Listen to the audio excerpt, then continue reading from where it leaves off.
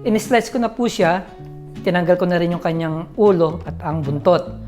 Kailangan din natin dito ng onion ring. Gamit ko po rito white onion. Siyempre, pwede rin kayong gumamit ng red. Kailangan din natin ng soy sauce, lemon juice, chopped garlic, oyster sauce. Tapos meron po ako rito salt and pepper which is minix ko na siya. Napakasimple lamang. Ang gagawin lang natin, bubudburan lang natin siya ng asin at paminta. Ipiprito natin yung ating sibuyas. Tapos po, ilalagay na natin yung marinade. Ganun lang kasimple yung ating fish steak tuna. So, bubudburan ko na siya. Kaya minix ko na yung ating salt and ground black pepper para balance po siya. Sa kabila naman,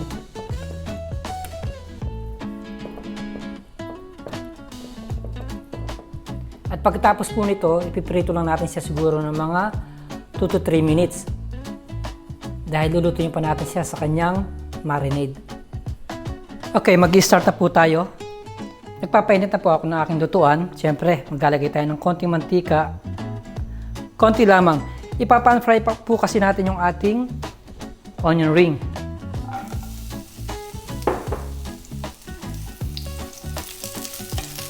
So, lulutuin ko lang siya siguro mga less than 2 minutes.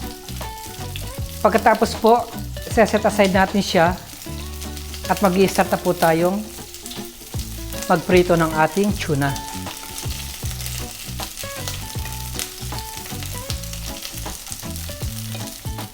Okay po, mag-i-start na po tayo sa ating second stage. Naitabi ko na yung ating onion ring. Gumamit ako ng panibagong pan. Naglagay na rin po ako ng mantika. So mag-start na po tayo magprito.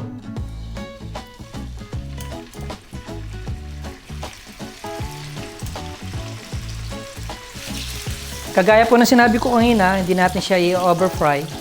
Gawa ng lulutuin pa natin siya sa ating marinade.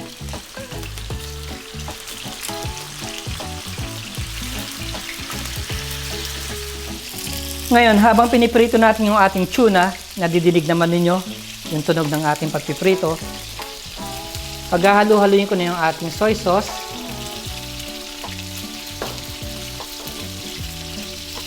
Lemon juice. Oyster sauce. Simutin ko lang. Ang chopped garlic.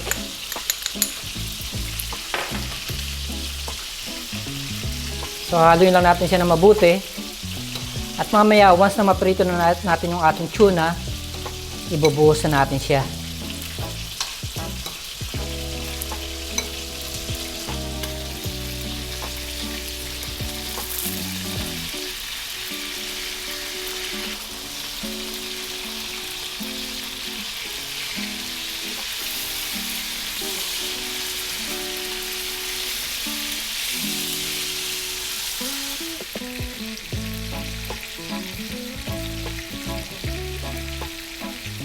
So ayan po, okay na po yung ating isda.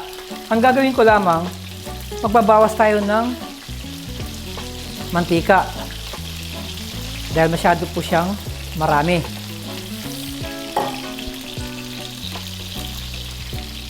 Siguro once nabawasan ko na siya ng mga 50%, saka natin lalagay yung sauce at yung ating onion. Ayan, nagbawas na po tayo ng mantika. Lalagay na po natin yung ating sauce.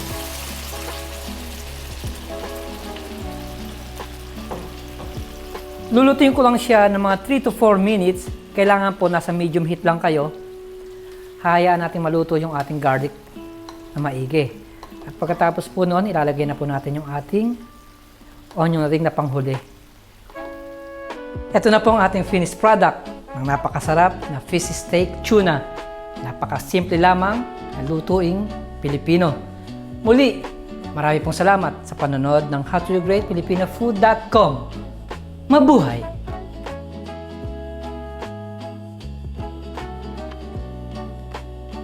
Mabuhay!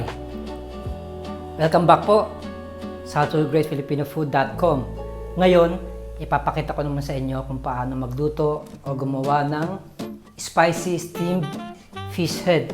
Ang gamit ko po rito ay sea bass. Ngayon, kahit anong type po ng fish pwede po rito. Kailangan din natin dito ng maraming luya, chopped na garlic, spring onion, lemon, toyo, chopped na sili, chili paste, paminta at asin.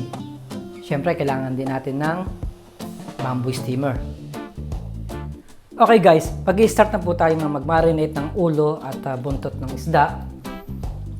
Ilalagay ko muna yung garlic, ang chopped chili, salt, at ang ating paminta.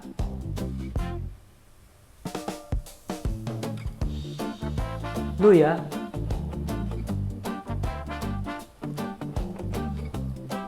chili paste, at ang lemon juice. Hindi po natin itatapon yung skin ng lemon, gawa ng isasabay po natin siya sa pinapakuluan nating tubig.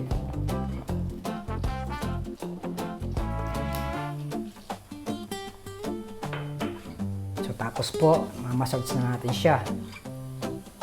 Kailangan balance both side.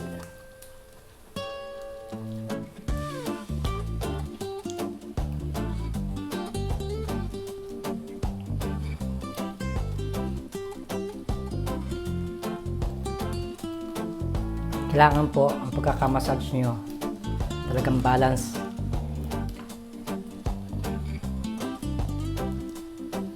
Ngayon, yung ating spring onion, papalaman ko siya sa loob.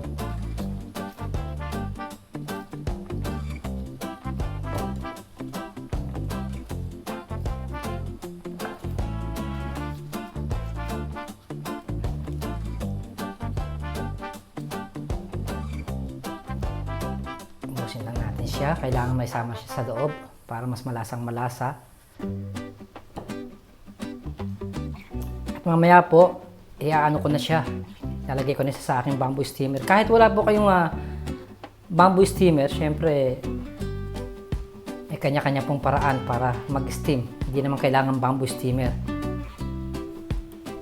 Okay po, ayan, nagpapakulo na po ako ng tubig. Lakasan ko ng konti yung apoy.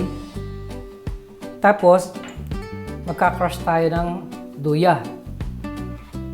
At yung kanginang lemon skin, sasama natin siya. Ngayon, ilalagay ko na yung ating bamboo steamer. Kailangan po, yung tubig, hindi siya didikit sa ating steamer. At, pwede na nating ilatag yung ating fish head.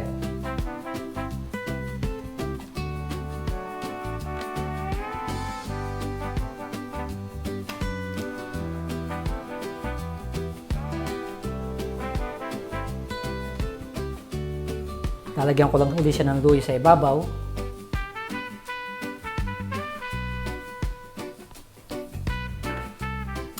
Tapos po, i-steam ko siya ng mga 30 to 40 minutes.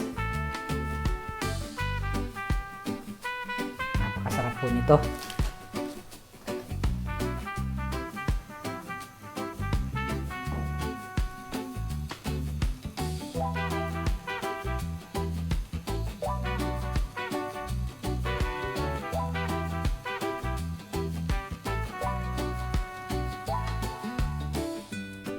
Wow! Ito na po ang ating finished product ng napakasarap na spicy steamed fish head. Kagaya ng sinabi ko kanina, hindi lang sa sea bass natin pwedeng gawin to. Kahit anong klase pong isda, pwede po nyo steam. Ang importante po yung mga ingredients. Muli, marami pong salamat sa panonood ng howtogreatfilipinofood.com. Mabuhay!